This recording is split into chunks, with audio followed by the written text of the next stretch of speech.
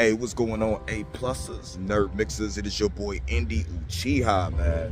Still out here in Wisconsin, kicking it, new home. You know what I'm saying? I ain't going nowhere. But I have to bring you the review for Halo Season 1, Episode 2, Unbound. And let me tell you, although I know this is an original story and it's based loosely on video game and video game lore, I have to tell you, I might like what's going on here a little bit more than I do in an actual video game, because I am really digging Halsey's kind of like mom, you know what I'm saying, type vibe, but kind of like the mom that's just out for herself. She only cares about her dreams and aspirations and really doesn't care about her kids. But also Master Chief's, John's, you know what I'm saying, Sierra 117, his childlike tendencies. The fact that he is the Master Chief, the fact that he is this like ultimate like human being, Captain America-esque guy wearing armor, but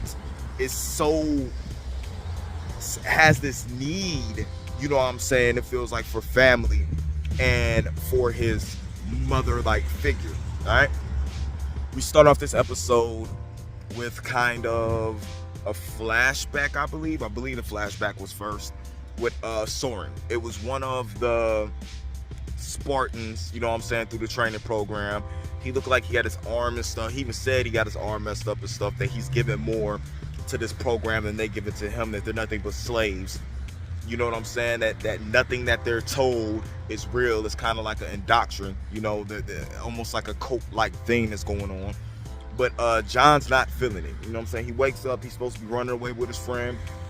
He changed his mind. He says, this is not what we do. This is not what we taught.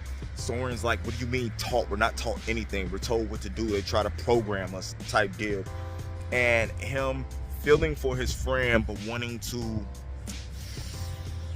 be all that he can be for the Spartans, gives his friend 5 minutes to, you know what I'm saying, run away.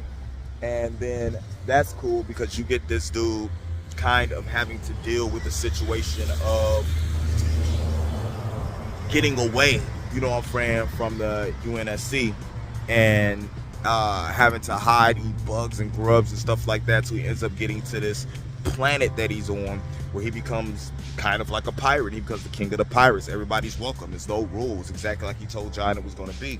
And this is the place that John ends up taking Kwan to, because Soren's the only person he knows outside of the USNC, and he wants to try to figure out what's going on with his with that artifact, that key that he found, that the Covenant was actually after.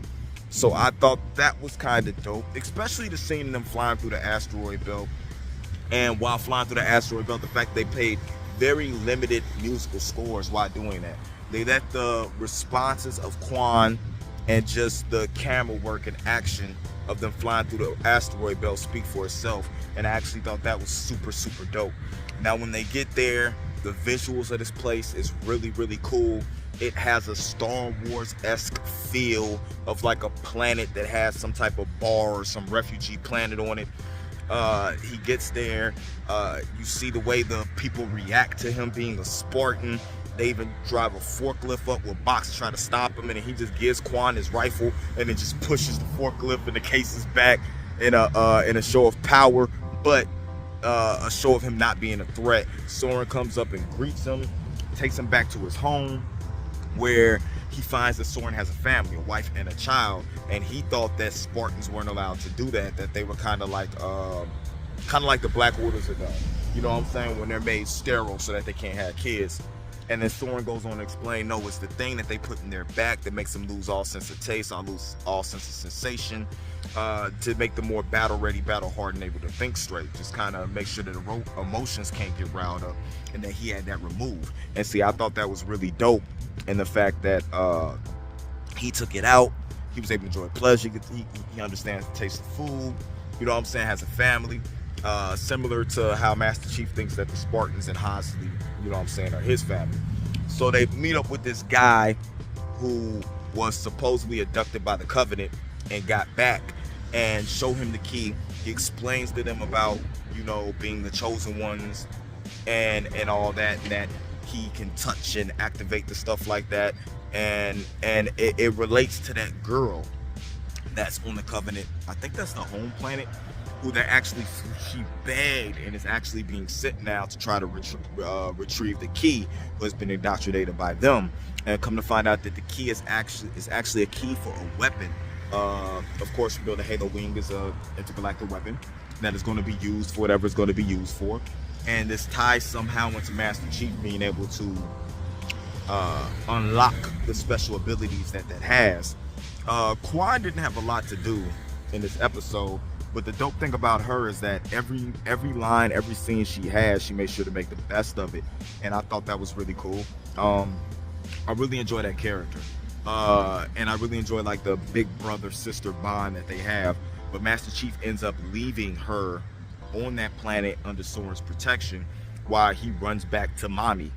He lets off the distress beacon, and then the other Spartans find him and end up taking him back to UNSC, headquarters.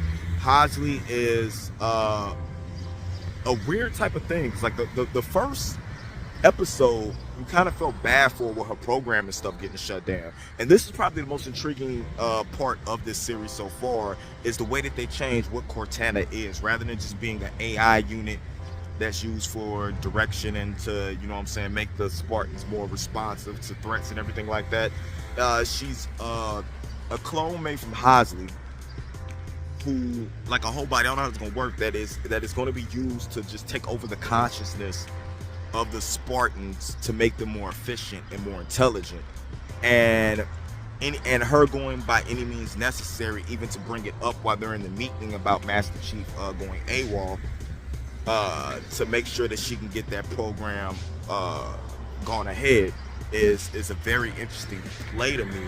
And I really don't know if she's for her Spartans and looks at them as her kids, or if she's just for her goals of her child, which is her mission, the thing that she's working on right now, and making sure that gets out there. So I'm going to be pretty interested in seeing what episode 3 does with that, because even the conversation with Master Chief Halsey when he was locked up, and her like addressing his concerns and then dismissing them, was really crazy too, man. I'm enjoying this so far. I can understand if people are bored by it because it's not as much action as they thought it would, but I'm more into the lore and the storytelling. And the action will come. If you want the action, go play the game. But this is really good storytelling so far, and I look forward to what this next episode is going to bring.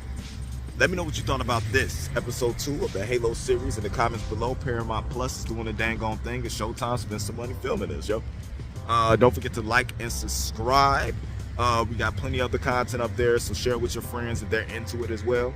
And as always, keep it A+. This has been a Nerd Mix. Indie out.